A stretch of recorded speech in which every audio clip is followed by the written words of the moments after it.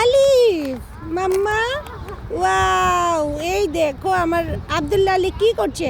হ্যাঁ, একই একই আব্দুল্লাহ আলী।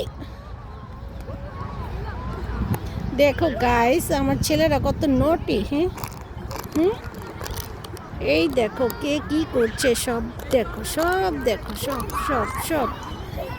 আব্দুল্লাহ রাহিম, আব্দুল্লাহ আলী, ওই যে দুই ভাই মারামারি করছে। এটা কি করছো মাম্মা?